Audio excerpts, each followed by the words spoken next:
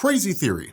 I think the Marvel Cinematic Universe is going to give us the Secret Defenders, although I think they're actually going to call it the Secret Avengers. We've kind of talked about that before here on Geek Culture Explained. We'll talk about it a little more in depth here since that's the whole point of this video. So what are the Secret Defenders? Okay, wind the clock back to the 1970s in Marvel Comics, and you had a guy named Roy Thomas. Roy Thomas was writing a comic about Doctor Strange. The problem was Doctor Strange couldn't hold a comic to save his life, and so ultimately Marvel canceled it. And so in order to finish the story, Roy Thomas wrapped it up in an Incredible Hulk comic and then in a Name of the Submariner comic. Fans loved these crossovers, and so when Marvel featured number 1 in 1972, which was the first of the comics we were talking about, where Marvel would introduce characters and teams just to see if they would sell, they brought these guys together on a team called the Defenders. Fans loved it, so it got its own solo series and lasted quite some time. Originally, it was Doctor Strange, the Incredible Hulk, Name of the Submariner. Eventually, you got Silver Surfer, then you got Valkyrie, you got Firelord, you got a handful of characters. Over the years, the roster got enormous. Eventually, it got canceled after 100 some odd issues.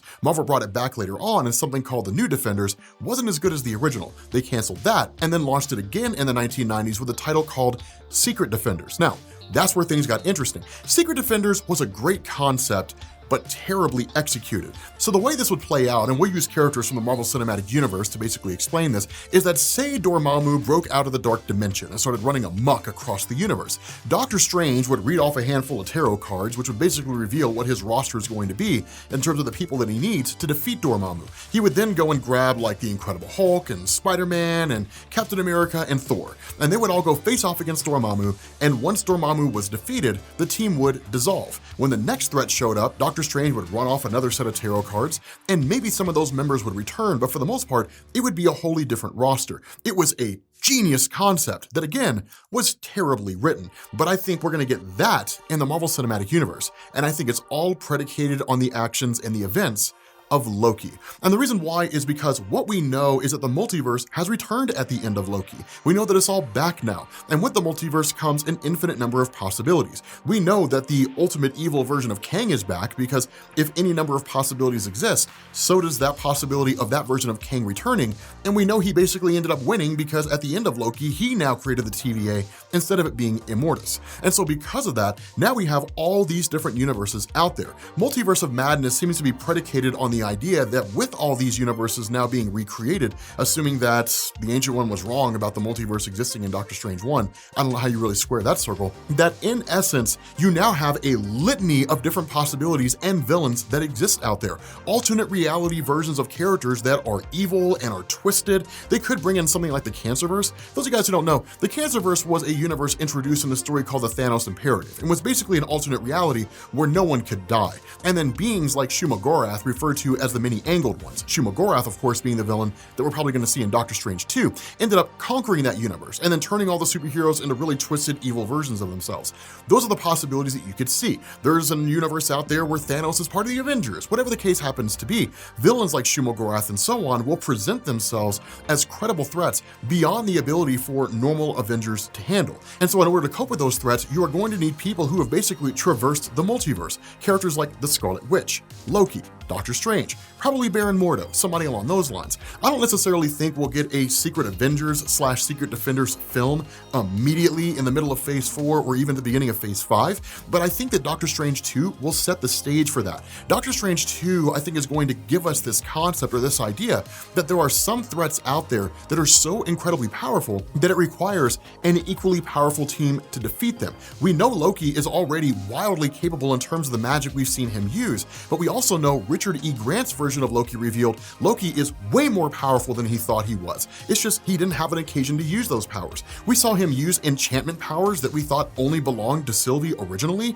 We saw that Richard E. Grant's Loki cast a gigantic illusion, and presumably Loki's going to be able to do the same thing. So we literally saw what his powers could become, and they'll probably become even greater than that. We know Scarlet Witch is already more powerful than the Sorcerer Supreme at the end of WandaVision when Agatha Harkness made that statement, assuming assuming she was even telling the truth. Regardless, we've got some powerful magic users out there, and what better way to bring together a kind of Secret Defenders-esque team modeled off the 1990s comic book run than to say villains like Shumagorath, or Dormammu, or Nightmare, or Mephisto, who we all want to see has somehow broken free of their captivity, and that now it's going to take some of the most powerful magic wielders across the entirety of the Marvel Cinematic Universe to defeat those guys. The funny thing about this is that with all the power we've seen those guys display, they're almost nothing in comparison to some of the beings who are out there. There are guys out there like Zom. Zom is so incredibly powerful, it took the actions of the Living Tribunal, in effect, the second most powerful being under God,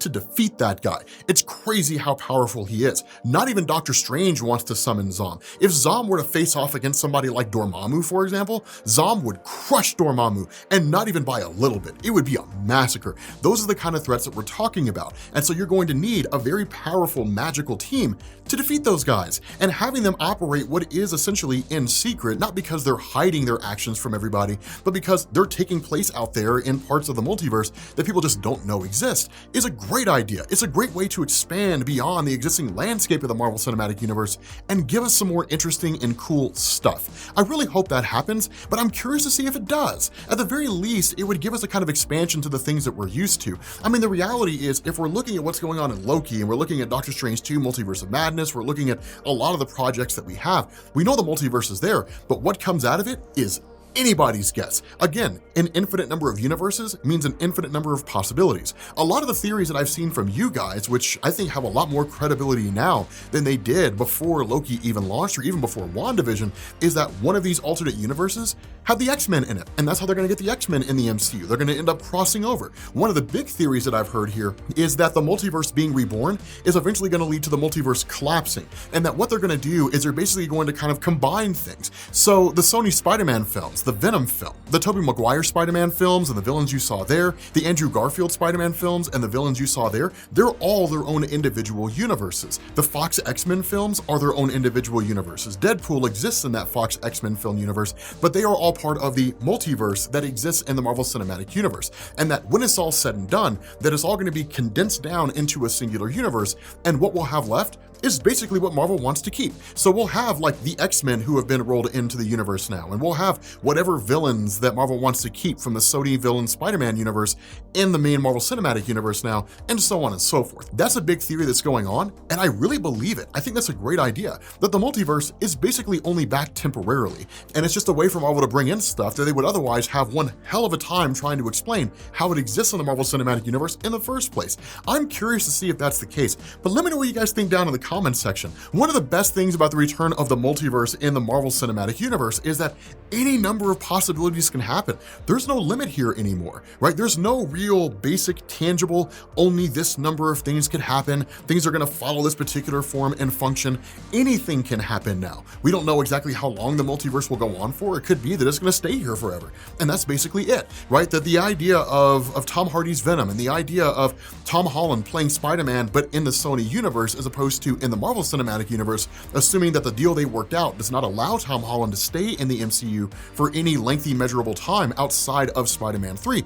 It all just means that Doctor Strange could go to that universe, snatch up Tom Holland, and call it a day. The idea of Miles Morales and Spider-Gwen and Spider-Ham and all those characters that we saw from Spider-Man Into the Spider-Verse, they can cross over into the MCU now. There's any number of possibilities here. It's an exciting time to be a fan of comic books and comic book movies. It's amazing. I'm sorry I'm so excited, people. This is a really exciting time. You know what I mean?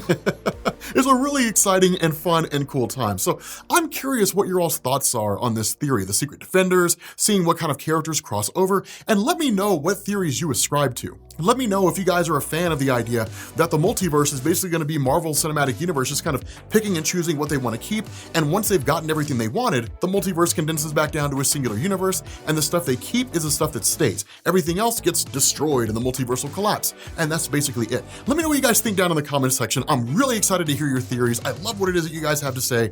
Thank you all for watching, and I will catch you all later. Peace.